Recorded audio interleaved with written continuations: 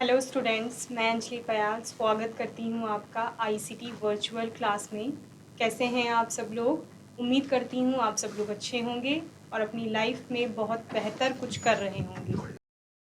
हमारा 4th chapter चल रहा है कार्बन एंड इट्स कंपाउंड, यानी कार्बन और उसके यौगिकों की बात हम यहाँ पर कर रहे थे।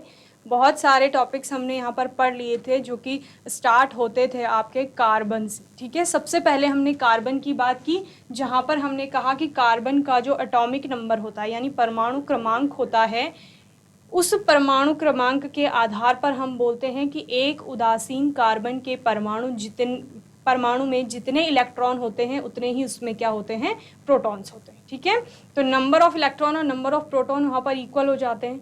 फिर हम बात करते हैं कार्बन की कि कार्बन आपका ना तो किसी को इलेक्ट्रॉन देता है यानी कि डोनेट करता है, और ना ही किसी से इलेक्ट्रॉन गेन करता है या ग्रहण करता है।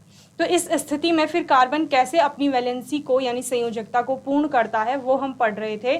तो हमने क्या पढ़ा कि कार्बन जो होता है वो किसी अन्य एलिमेंट के एटम से या फिर आप क्या कहेंगे कार्बन के स्वयं के परमाणु से सह संयोजन बंध बनाता है, यानी कि वो अपने इलेक्ट्रॉन शेयर करता है। ठीक है, शेयर करने का अर्थ क्या होता है कि वो अपने इलेक्ट्रॉन को दूसरे को भी शेयर करने दे रहा है और दूसरे का जो इलेक्ट्रॉन होगा उसको भी शेयर कर रहा है। ठीक है, तो वो बीच में कहीं इलेक्ट्रॉन रख देते हैं दोनों एटम, और दोनों के बीच में उन इलेक्ट्रॉनों की क्या होती है, साझेदारी होती है, और इसी के कारण जो बंध बनते हैं उनको क्या कहा जाता है, सह संयोजन बंध यानी कि कोवेलेंट बॉन्ड कहा जाता है। ओके, तो इतना हमने देखा था। हमें पता है कि कार्बन जो आपका है उसका जो एटॉमिक नंबर होता है वो 6 होता है, और उस 6 के आधार पर हमने क्या बोला था कि 2 उसकी अंदर वाली शेल में आएंगे इलेक्ट्रॉन, और बाकी के जो 4 इलेक्ट्रॉन है वो बाहर वाली शेल में आएंगे, जिसे आप बाह्यतम कक्षा या फिर क्या कहते हैं, आउटर मोस्ट शेल भी कहते हैं।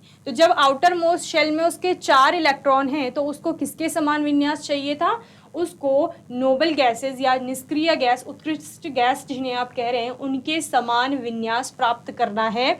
तो उत्कृष्ट गैसों का विन्यास इस प्रकार होता है कि जो उनकी आउटर मोस्ट ऑर्बिट होती है या फिर आप क्या कह सकते हैं शेल होती है, उस शेल में उस कक्षा में अष्टक पूर्ण होता है, या फिर हीलियम के केस में 2 इलेक्ट्रॉन पूरे रहते हैं, यानी किसी भी प्रकार 0 वैलेंसी उनकी होती है। ठीक है, तो वही विन्यास प्राप्त करने के लिए यानी कार्बन के बाह्यतम कोश में 8 इलेक्ट्रॉन करने के लिए 4 इलेक्ट्रॉनों की और आवश्यकता है। तो वो क्या करता है, 4 इलेक्ट्रॉन अपने शेयर करता है अलग अलग एटम के साथ, और इस प्रकार उसके 4 इलेक्ट्रॉन और मिल जाते हैं बाहर से, तो उसकी संयोजकता पूरी हो जाती है। और ये किसके द्वारा हो रही है, यह कोवेलेंट बॉन्ड्स के द्वारा हो रही है या शेयरिंग करने से हो रही है। ओके, तो इतना हमने लास्ट सेशन में पढ़ा था जहां पर हमने कोवेलेंट बॉन्ड की बात की थी। और कोवेलेंट बॉन्ड क्या था आपका, इस प्रकार 2 परमाणुओं के बीच हो सकता है या ज्यादा परमाणुओं के बीच इलेक्ट्रॉनों के एक युग्म की साझेदारी के द्वारा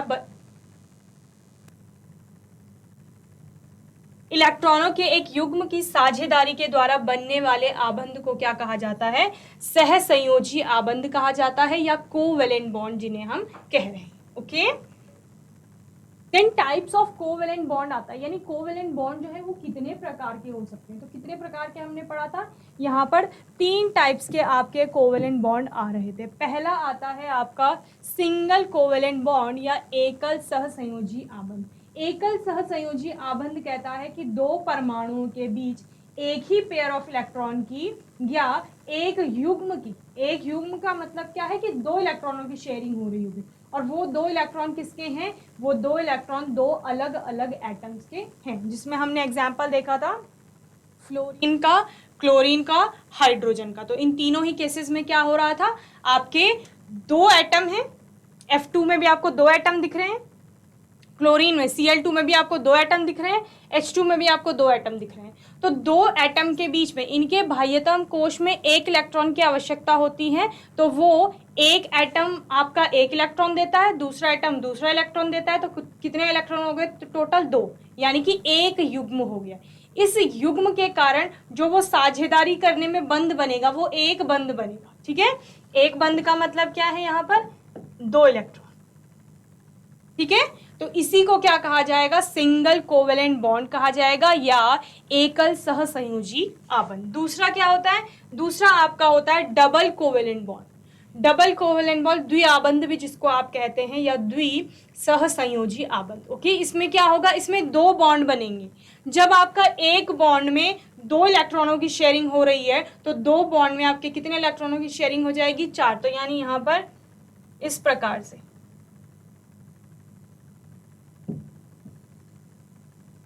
4 इलेक्ट्रॉनों की शेयरिंग होती है। तो इसमें आपने एग्जांपल देखा था O2 का, CO2 का, ठीक है। ऑक्सीजन का आपने देखा था और कार्बन डाइऑक्साइड का देखा था। यहाँ पर क्या हो रहा था, एक ऑक्सीजन का एटम दूसरे ऑक्सीजन के एटम से जुड़ रहा था और दोनों की ही बाह्यतम कोश में दो दो इलेक्ट्रॉनों की आवश्यकता होती है, तो वो अपने दो दो इलेक्ट्रॉन बीच में रख के शेयरिंग करते हैं, तो उससे क्या होता है, डबल बॉन्ड बनते हैं, ठीक है। तो उनको क्या कहा जाता है, डबल कोवेलेंट बॉन्ड कहा जाता है।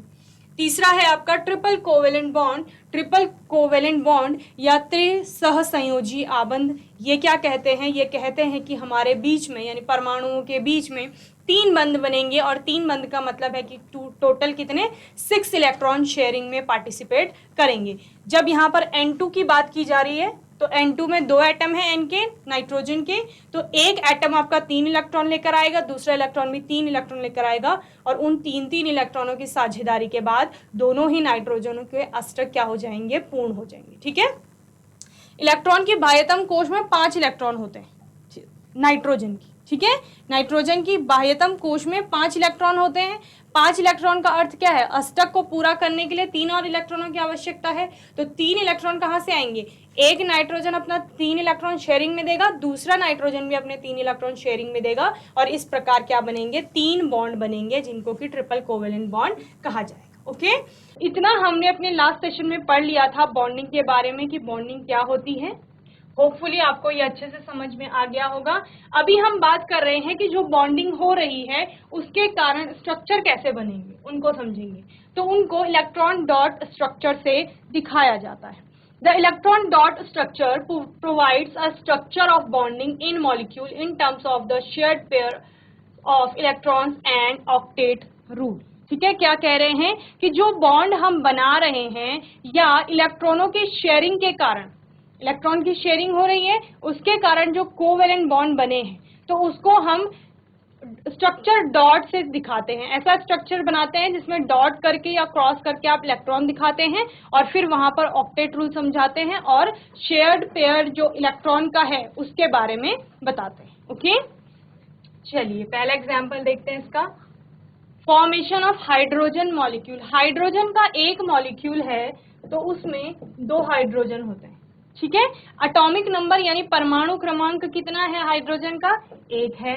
नंबर ऑफ वैलेंस इलेक्ट्रॉन भी 1 है। कैसा स्ट्रक्चर बनाता है हाइड्रोजन, मैंने आपको पहले भी बताया कि हाइड्रोजन एक अकेला तत्व है जिसमें क्या है, कोई भी न्यूट्रॉन नहीं है, ठीक है। तो इसमें ये न्यूक्लियस हो गया, न्यूक्लियस में आपका प्रोटॉन हो गया, तो एक प्रोटॉन है न्यूक्लियस में, पहली शेल हो गई, पहली कक्षा हो गई, तो यहाँ पर 1 इलेक्ट्रॉन मिलता है, ठीक है। तो यही इसकी आउटर मोस्ट शेल भी हो जाएगी, सबसे बाह्यतम कक्षा हो जाएगी जिसमें कि 1 इलेक्ट्रॉन पाया जा रहा है। तो इसका परमाणु क्रमांक भी 1 ही है और नंबर ऑफ इलेक्ट्रॉन्स या वैलेंसी भी इसकी कितनी होगी, 1 ही होगी। तो 1 इलेक्ट्रॉन की इसकी को आवश्यकता है। तो जब हम हाइड्रोजन के मॉलिक्यूल की बात करते हैं यानी अणु की बात करते हैं, हाइड्रोजन के एक अणु में यानी मॉलिक्यूल में आपको 2 हाइड्रोजन के परमाणु दिख रहे हैं, यानी इन दो हाइड्रोजन कैसे होंगे, एक हाइड्रोजन। इन दोनों हाइड्रोजन के बीच में क्या बन रहा है, कोवेलेंट बॉन्ड बन रहा है और वही हमें समझाना है। यानी 1 इलेक्ट्रॉन इस हाइड्रोजन का आएगा शेयरिंग में और 1 इलेक्ट्रॉन इसका आएगा, ठीक है। एक का मैंने डॉट से दिखा दिया इलेक्ट्रॉन, एक का क्रॉस से दिखा दिया, तो दोनों के, तो इस प्रकार दोनों की क्या हो जाएगी, वैलेंसी पूरी हो जाएगी। ओके, समझ रहे हैं। चलिए देखते हैं किस प्रकार। ये देखिए, एक H का इलेक्ट्रॉन ये है, एक H का इलेक्ट्रॉन ये है, 2 एटम है ना हाइड्रोजन के, एक मॉलिक्यूल हाइड्रोजन में। अणु और परमाणु में डिफरेंस समझ आता है। परमाणु सब तत्व जो होता है वो परमाणुओं से मिलकर के बना होता है, और जब परमाणु आपस में जुड़ते हैं यानी सबसे छोटी इकाई तो परमाणु हो गई, सबसे सूक्ष्मतम कण जिसे आप पहले पढ़ रहे थे वो क्या है, परमाणु है।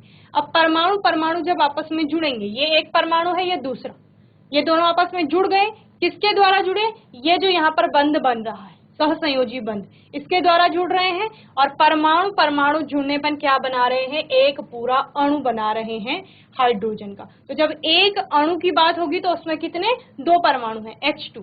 तो यहाँ पर दोनों इलेक्ट्रॉन, अब हम हाइड्रोजन की बात करते हैं जिसमें पहला एक ही इलेक्ट्रॉन था ये वाला, इसने ये भी ले लिया दूसरे से, अब इसके 2 इलेक्ट्रॉन पूरे हो गए, हीलियम की भांति इसका विन्यास हो गया। बात करेंगे इस हाइड्रोजन की, इसके पास ये वाला इलेक्ट्रॉन था क्रॉस वाला जिसे हम दिखा रहे हैं, बाद में इसने इसके साथ शेयरिंग करके ये वाला इलेक्ट्रॉन भी ले लिया। तो अभी क्या कर रहे हैं, जो ये इनके एक एक इलेक्ट्रॉन थे ये शेयर कर रहे हैं आपस में, ठीक है, कि आप मेरे इलेक्ट्रॉन रख लें और मैं भी आपका इलेक्ट्रॉन रख लूंगा, यानी कि हम शेयर कर लेंगे इलेक्ट्रॉन, ठीक है, साझेदारी कर लेंगे। तो इसके कारण जो यहाँ पर बॉन्ड बना है ये क्या है, कोवेलेंट बॉन्ड है, यानी कि सहसंयोजी आबंध।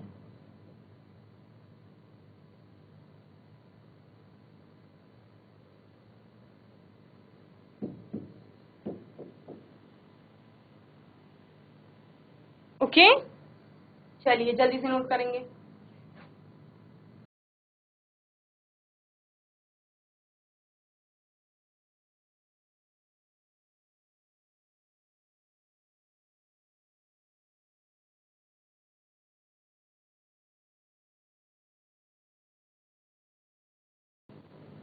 नेक्स्ट कंपाउंड देखते हैं, फॉर्मेशन ऑफ CH4 मॉलिक्यूल।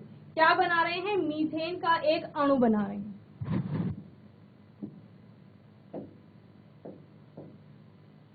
अब मीथेन के अणु में क्या क्या चीजें हैं, एक कार्बन है और 4 हाइड्रोजन है, ठीक है, एक कार्बन है जिसका परमाणु क्रमांक 6 है और उस 6 के लिए इलेक्ट्रॉनिक कॉन्फ़िगरेशन या विन्यास क्या आ जाएगा, 2 4, यानी कि ये जो कार्बन है इसकी पहली कक्षा में 2 इलेक्ट्रॉन और दूसरी कक्षा में कितने, 4 इलेक्ट्रॉन, ये आपका कार्बन हो गया।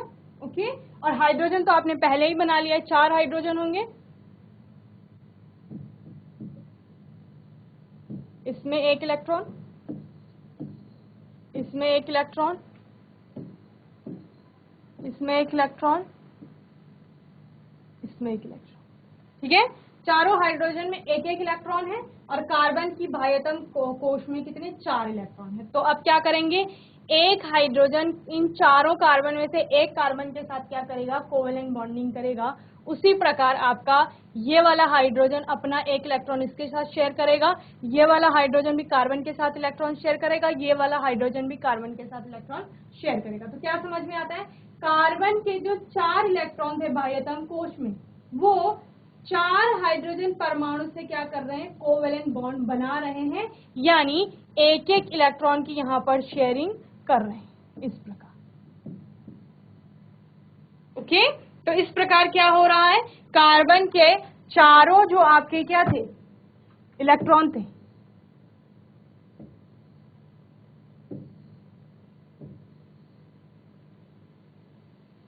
तो यहाँ पे कार्बन का भी आ जाएगा और आपका हाइड्रोजन का भी आ जाएगा।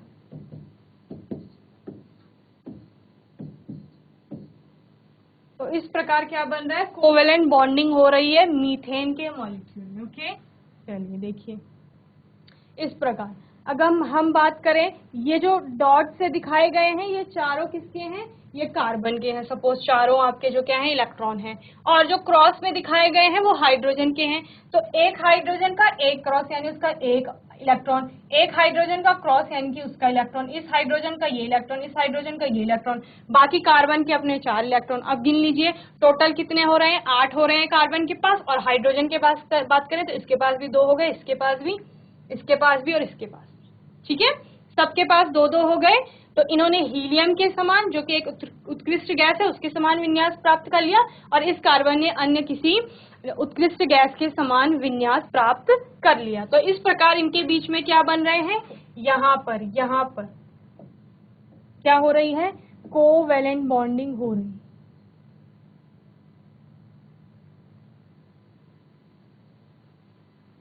यानी कि सहसंयोजी आबंध बन रहे हैं। ओके, और ये सहसंयोजी आबंध किस वजह से बन रहे हैं, क्योंकि यहाँ पर वैलेंस इलेक्ट्रॉन है, और जिसमें कि कार्बन के 4 वैलेंस इलेक्ट्रॉन थे जो हमने बता दिए यहाँ पर, और एक एक वैलेंस इलेक्ट्रॉन किसका है, हाइड्रोजन। ओके, चलिए नेक्स्ट मॉलिक्यूल देखते हैं। फॉर्मेशन ऑफ CO2 मॉलिक्यूल, यानी कार्बन डाइऑक्साइड के अणु की बात करते हैं। इसमें क्या क्या है, एक आपका कार्बन है और दो क्या है, ऑक्सीजन है। कार्बन का सेम वही स्ट्रक्चर आएगा, 2 इलेक्ट्रॉन यहाँ पहली कक्षा में और 4 इलेक्ट्रॉन आपकी दूसरी कक्षा में।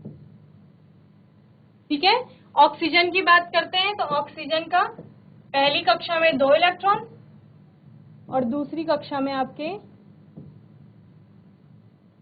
6 इलेक्ट्रॉन। ठीक है, अब ऑक्सीजन कितने हैं, CO2, यानी कार्बन का एक एटम है और ऑक्सीजन के 2 एटम है, तो यहां कहीं एक और एटम होगा ऑक्सीजन का।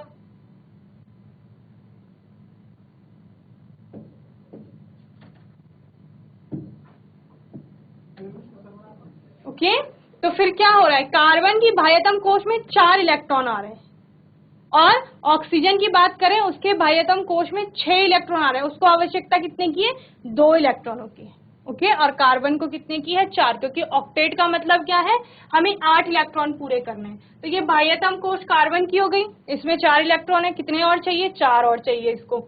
बात करेंगे ऑक्सीजन की, ऑक्सीजन के कितने हैं, 6 इलेक्ट्रॉन है बाह्यतम कोश में, उसको कितने चाहिए, 2 इलेक्ट्रॉन। तो यानी 2 इलेक्ट्रॉन इसको चाहिए, ये वाला ऑक्सीजन, और 2 इलेक्ट्रॉन इसको चाहिए, दोनों को 2-2 चाहिए, टोटल कितने हो गए, 4।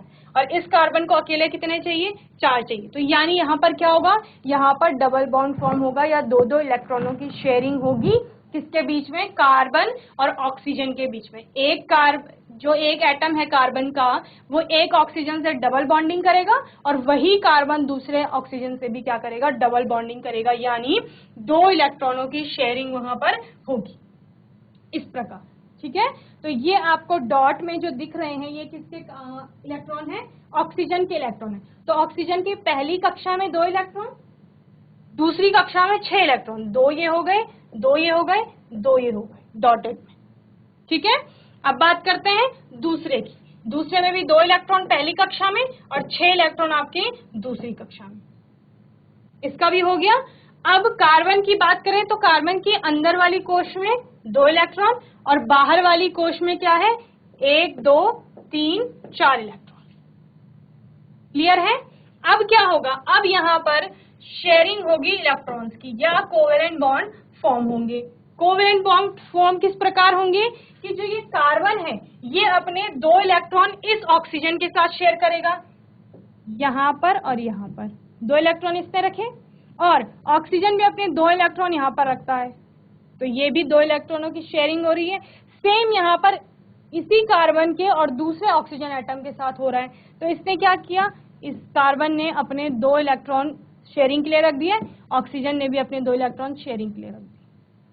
तो इस प्रकार अब गिनिए, अब कितने यहाँ पर इलेक्ट्रॉन हो रहे हैं, 2 ये हैं, 2 ये हैं, 4 हो गए और 4 ये हैं, तो 8। ऑक्टेट पूरा हो गया ऑक्सीजन का, हाँ जी हो गया। अब कार्बन की बात करते हैं, कार्बन के 4 इलेक्ट्रॉन यहाँ पर आ रहे हैं, 4 यहाँ हो गए, 8, इसका भी ऑक्टेट कंप्लीट। यस, बात करें दूसरे ऑक्सीजन की, 2 यहाँ 4 और 4 यहाँ 8, इसका भी ऑक्टेट कंप्लीट हो गया, हो गया। तो यहाँ पर फॉर्म होने वाले बॉन्ड कैसे हैं, डबल कोवेलेंट बॉन्ड है, यानी इनको क्या कह रहे थे आप, द्विसहसंयोजी आबंध।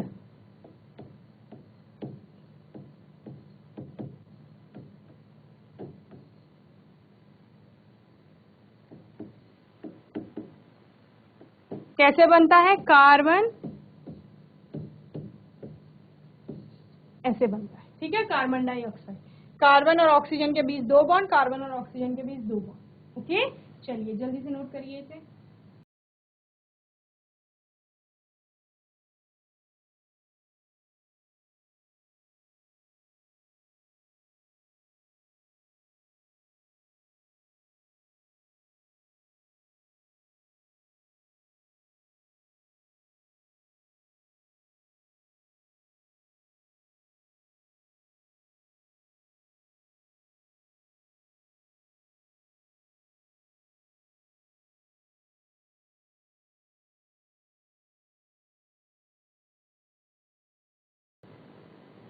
चलिए नेक्स्ट है आपका H2S मॉलिक्यूल, हाइड्रोजन सल्फाइड का अणु। ठीक है, तो हाइड्रोजन सल्फाइड में क्या है, दो तो हाइड्रोजन के एटम है, एक आपका सल्फर का एटम है। हाइड्रोजन का आपको सेम पता है क्या होते हैं, एक ही वैलेंसी होती है हाइड्रोजन की, दो एटम है तो दोनों के एक एक इलेक्ट्रॉन आ जाएंगे। रह गई बात सल्फर की, तो सल्फर का 16 आपका परमाणु क्रमांक है, 2 8 6 इसका इलेक्ट्रॉनिक कॉन्फ़िगरेशन है और वैलेंस इलेक्ट्रॉन है 6, तो कितने और इलेक्ट्रॉन चाहिए इसको, 2 और इलेक्ट्रॉन चाहिए। और हाइड्रोजन हमारे पास कितने हैं, 2 हैं, दोनों के एक एक इलेक्ट्रॉन आ जाएंगे। बन गए covalent bond, single covalent bond यहाँ पर बनेंगे। ओके, तो इस प्रकार सल्फर के पूरे 6 जो ये डॉटेड ब्लैक कलर के दिख रहे हैं ये सल्फर के इलेक्ट्रॉन है। तो 2 ये हो गए, 2 ये 4 और 2 6 इलेक्ट्रॉन किसके हैं, सल्फर के। और क्रॉस में जो दिख रहे हैं वो हाइड्रोजन के, इस हाइड्रोजन का एक क्रॉस वाला इलेक्ट्रॉन, इस हाइड्रोजन का ये इलेक्ट्रॉन। अब क्या कर रहे हैं, शेयरिंग कर रहे हैं दोनों। तो शेयरिंग में क्या हो रहा है, एक एक पेयर जा रहा है यानी सिंगल बॉन्ड बन रहे हैं। तो किस प्रकार, इस प्रकार H2S बन रहा है। ओके, तो यहाँ पर और यहाँ पर आपके सिंगल कोवेलेंट बॉन्ड फॉर्म हो रहे हैं। ओके, चलिए नेक्स्ट आपका ये H2O का मॉलिक्यूल है, जहां पर क्या है, 2 हाइड्रोजन के एटम है आपके और 1 ऑक्सीजन का एटम है। सेम वही हो रहा है, एक एक इलेक्ट्रॉन आपके हाइड्रोजन के हैं दोनों और 2 इलेक्ट्रॉन किसके हैं, ऑक्सीजन के हैं, जो क्या बना रहे हैं, कोवेलेंट बॉन्ड बना रहे हैं। और कैसा बना रहे हैं, सिंगल कोवेलेंट बॉन्ड, इस प्रकार। ओके, और इलेक्ट्रॉन्स भी गिन लीजिए, 8 इलेक्ट्रॉन ऑक्सीजन के हो रहे हैं और 2 इलेक्ट्रॉन किसके हो रहे हैं, हाइड्रोजन के हो रहे हैं। ओके, तो इस प्रकार हम क्या बना रहे थे, कोवेलेंट बॉन्ड्स और इलेक्ट्रॉन डॉट स्ट्रक्चर इन्हें कहा जाता है। ये आपको एग्जाम में पूछे जाएंगे, आपको कंपाउंड दे दिया जाएगा, जैसे सिंपल H2O दे दिया कि H2O का इलेक्ट्रॉन डॉट स्ट्रक्चर बनाइए और उसमें बताइए कि कोवेलेंट बॉन्ड कौन सा है और कितने कोवेलेंट बॉन्ड बन रहे हैं। तो आप बताएंगे कि ये आपका, इस प्रकार आप इलेक्ट्रॉन डॉट स्ट्रक्चर बनाएंगे और फिर वहां पर दिखाएंगे, चूंकि यहाँ पर शेयरिंग एक पेयर की हो रही है तो यहाँ पर किस प्रकार का बॉन्ड बन रहा है, सिंगल कोवेलेंट बॉन्ड बन रहा है। क्योंकि शेयरिंग हो रही है दैट मीन्स कि कोवेलेंट बॉन्ड है और 2 ही इलेक्ट्रॉन की शेयरिंग हो रही है, या आप क्या कहेंगे, एक पेयर की शेयरिंग हो रही है, या एक एटम से एक ही इलेक्ट्रॉन शेयरिंग में पार्टिसिपेट कर रहा है। तो इस प्रकार बने हुए कोवेलेंट बॉन्ड को क्या कहा जाएगा, सिंगल कोवेलेंट बॉन्ड या एकल सहसंयोजी आबंध कहा जाएगा। ओके, तो ये आपको बताना पड़ेगा। तो होपफुली आपको ये इलेक्ट्रॉन डॉट स्ट्रक्चर अच्छे से समझ में आ गए होंगे। ओके, हम पढ़ किसके बारे में रहे हैं इस चैप्टर में, हम कार्बन के बारे में पढ़ रहे हैं। ठीक है, कार्बन के हम अलग अलग कंपाउंड्स देकर चल रहे थे। कार्बन के बारे में हमने क्या पढ़ा कि कार्बन कोवेलेंट बॉन्डिंग करता है और फिर आपके क्या करता है, अलग अलग यौगिक या कंपाउंड बनाएगा। अब जब उस कार्बन की बात हो रही है तो उस कार्बन के बारे में और क्या चीजें हमें दिखाई देती हैं, कहाँ कहाँ कार्बन, यानी कार्बन एक एलिमेंट है, तत्व है, ये हमारी अर्थ पर या हमारे एनवायरमेंट में कहीं ना कहीं किसी न किसी रूप में पाया जाएगा। तो हम इस कार्बन के अलग अलग रूपों के बारे में अब पढ़ेंगे कि ये कहाँ कहाँ पाया जाता है। ठीक है, तो physical properties of organic compound, कार्बनिक जो यौगिक होते हैं उनके भौतिक गुण क्या होते हैं, भौतिक गुणधर्मों की बात हो रही है।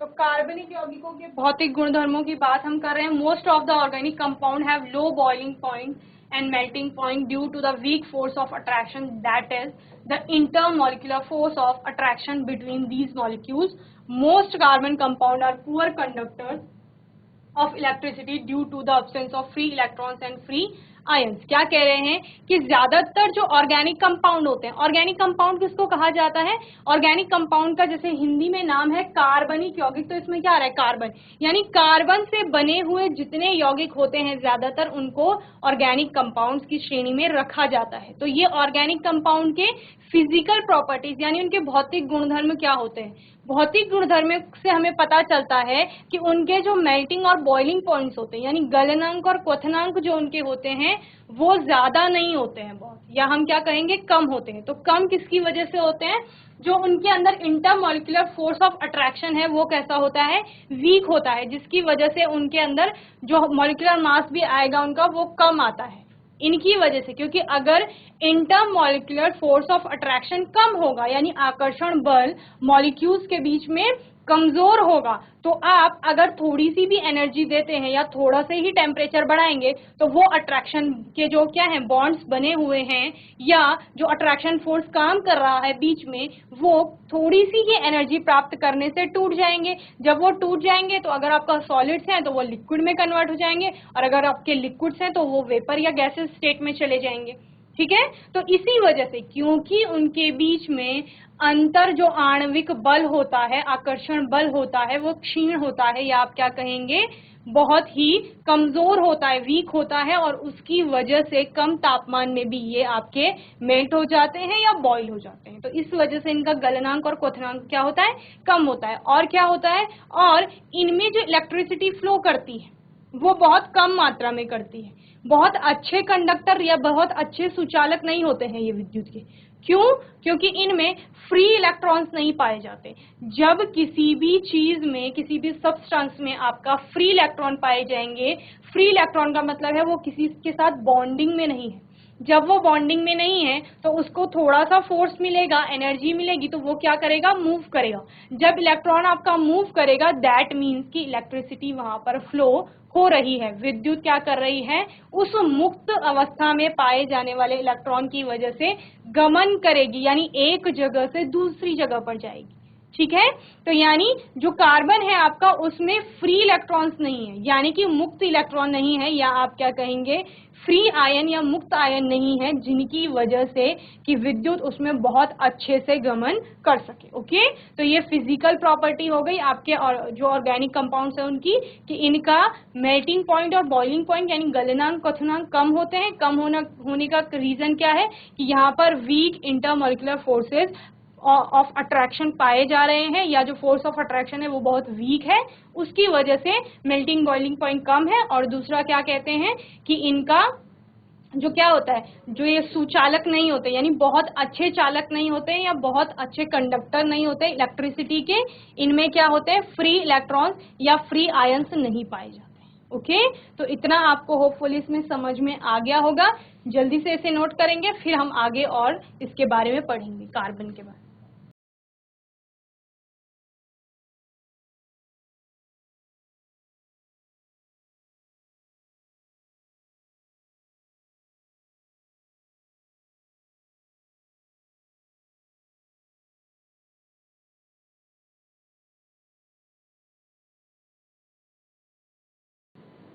तो क्या क्या आया यहाँ पर? यहाँ पर बात हुई गलनांक और क्वथनांक की। ठीक है, गलनांक क्वथनांक कम होते हैं,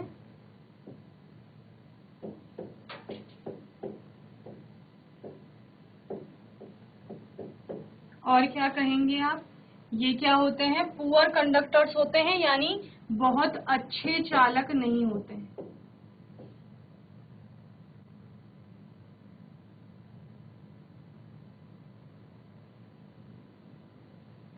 किसी किसी केस में आप क्या कहते हैं कि कुचालक होते हैं।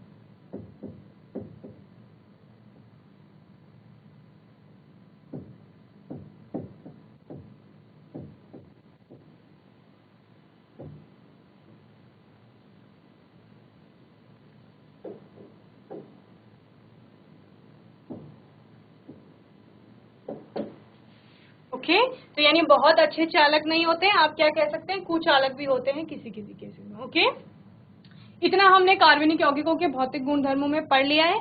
चलिए आगे बढ़ते हैं। तो यहाँ पर आपको क्या मेल्टिंग पॉइंट और बॉइलिंग पॉइंट दिए हैं अलग अलग आपके कार्बनिक यौगिकों के।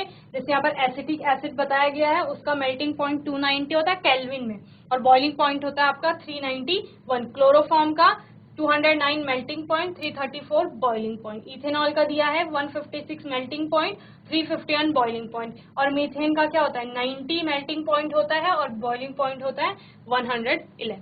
ओके, चलिए, कार्बन के अपर रूप की बात कर रहे हैं। जैसे मैंने आपको पहले बताया कि हम कार्बन के बारे में यहाँ पर पढ़ रहे हैं, तो कार्बन एक क्या है, तत्व है, एलिमेंट है। ये एनवायरमेंट में पाया जाएगा। किस फॉर्म में पाया जाएगा वही बताता है एलोट्रॉप। एलोट्रॉप्स क्या कहते हैं, एलोट्रॉप कहते हैं कि एक ही तत्व लीजिए। एलोट्रॉप्स कहता है कि एक ही तत्व लीजिए और उस तत्व को एक ही फिजिकल स्टेट में देखिए, एक ही भौतिक अवस्था में देखिए, लेकिन उस भौतिक अवस्था में उसके भौतिक गुण या उसका स्ट्रक्चर अलग अलग होगा। यही आपका क्या कहलाता है, एलोट्रॉप फॉर्म कहलाता है। तो कार्बन की बात कर रहे हैं, यानी कार्बन की हम फिजिकल स्टेट तो एक ही होगी, फिजिकल स्टेट भौतिक अवस्था जो क्या होती है, ठोस, द्रव, गैस, आप लोगों ने पढ़ी है, ठीक है। तो एक ही भौतिक अवस्था में उसके भौतिक गुणों में अगर आपको अंतर दिख रहा है, लेकिन जो उसकी केमिकल प्रॉपर्टीज है वो सेम है, तो उसको जब हम इस अध्ययन को करते हैं तो उसको एलोट्रॉपी कहा जाता है। और ये जो आपके अलग अलग फॉर्म आएंगे, फिजिकल स्ट्रक्चर आप बोल सकते हैं, या फिजिकल प्रॉपर्टीज में चेंजेस के कारण, इनको कार्बन के एलोट्रॉप्स या फिर उनके क्या कहा जाएगा, अपर रूप कहा जाएगा, ठीक है। तो एलोट्रॉपी क्या होता है, the phenomenon in which the element exist in two or more different physical state with similar chemical properties are called allotropy, ठीक है। तो आप डिफरेंट फिजिकल प्रॉपर्टीज लिख लीजिए, ठीक है।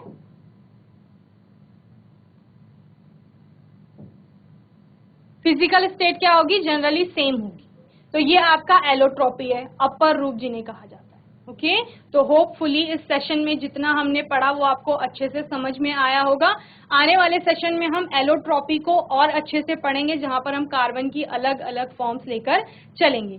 आज आपको जितना पढ़ाया, इलेक्ट्रॉन डॉट स्ट्रक्चर से लेकर physical properties of organic compounds, ये आपको रिवाइज करना है। कोई क्वेश्चन, कोई डाउट होगा तो आने वाले सेशन में आप लोग पूछ लेंगे। तब तक के लिए आईसीटी वर्चुअल क्लास से जुड़ने के लिए धन्यवाद।